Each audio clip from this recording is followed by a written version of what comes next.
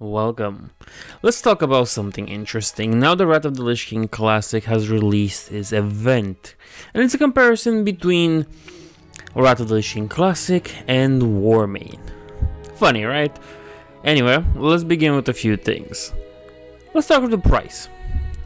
When you compare these two, there's a big glaring difference coming back at you. Because Wrath of the Lich King Classic needs a subscription fee. It's like 12 or 13 euros a month. And Warmane is free.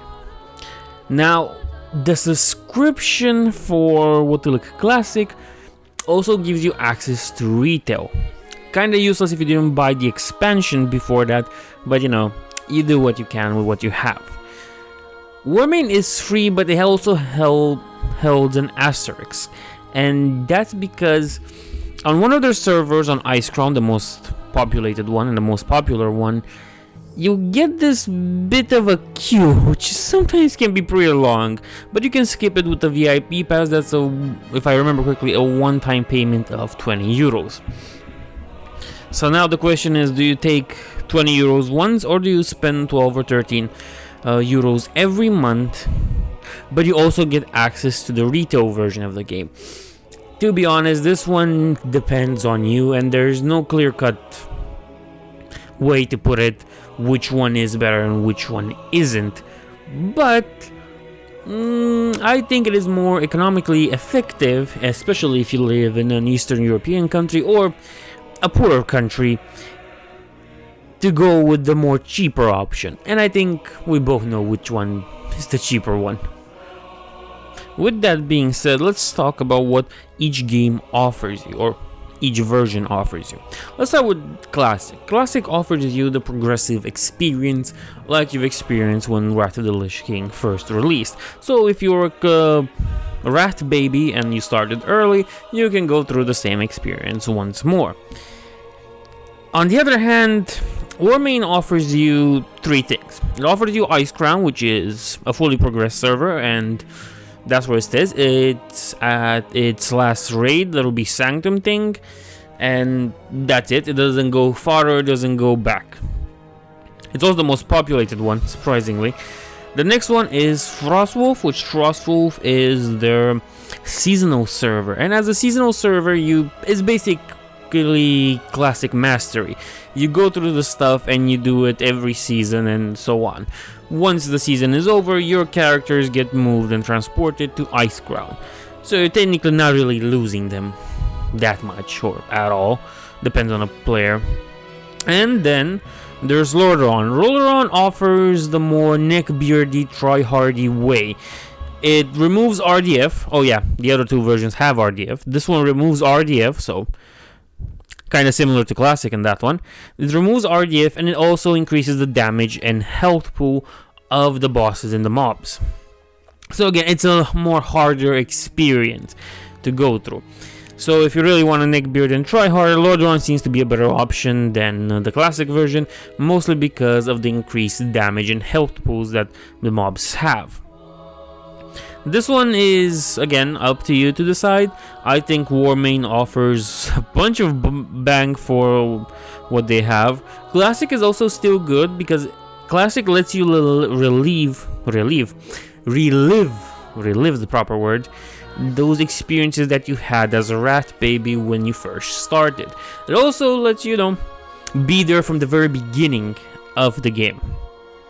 It also comes with a bit of a problem, because if Kata Classic becomes a thing, let's just hope your Wrath Classic servers don't go the way the Burning Crusade went.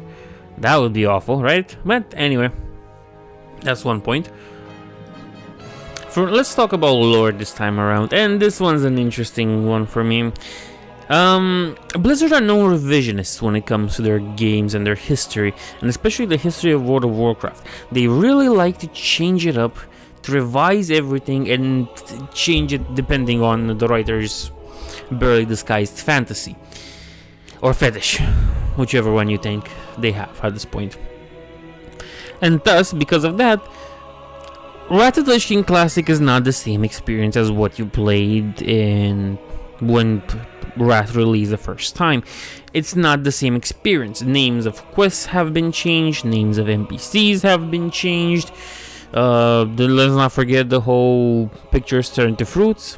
The portraits turn to fruit, yeah, that's a thing. It doesn't have RDF, and really, it has that weird system where you basically have to go and try to get people to like you and accept you into the group. They took all the problems that Mythic has on retail and put them in Wrath of the Lich King, which I didn't think was possible, but they decided it's a good idea. And who am I to judge, a company that makes a bunch of dollars and hires a bunch of people that really shouldn't be there? I don't know. I'm just a guy on YouTube. That aside, it's a different experience. It's not the same as it was. Though it offers you that nostalgia hit, really, Blizzard and its revisionism have really changed Wrath of the Lich King Classic, which ironically makes Warmane the most accurate depiction of the game, if you think about it, because the quests are still the same. You still have RDF on 2 of the 3 servers, except the Neckbeard Tryhard one. And yeah, that's really it. What are you expecting? If you want to play the classical version, the more original and close to authentic as possible, Warmane offers you that, and it offers you in 3 flavors. Wrath of the Lich King Classic only offers you in 1 flavor, and 1 sanitized flavor. I would say even 1 woke flavor, because if you look at when you're making a character in Classic, you see that they've changed the gender things. You no longer pick between a man and a woman, a male or a female. You pick between body type 1 and body type 2, or body type A and body type B, whatever they changed it nowadays, because I hate how all that thing works. So yeah, not only is Classic not the same experience as it used to be, it's also more woke, and I think Warmane wins in those points, because Warmane is more focused when it comes to making money. And this is an aspect that we need to talk about Warmane, because Warmane has, as its biggest flaw, I think, the cash shop that is available for Icecrown, which, as I said, Icecrown is their more populated server. And you can buy items and mounts and other good stuff from there with real money. You're not forced to. Technically, nobody's really forcing your hand, and you could technically just play the game without those, but you're gonna have to buy some things at some point. Or not really. You might have a guild of good people that will help you get everything that's good, But the idea of having every warrior, every paladin, and every death knight go around with Shadowmourne as they clear ICC 25 for the billionth time gets a little bit repetitive, and I understand why people might be sick to see every one of these 3 classes have a Shadowmourne.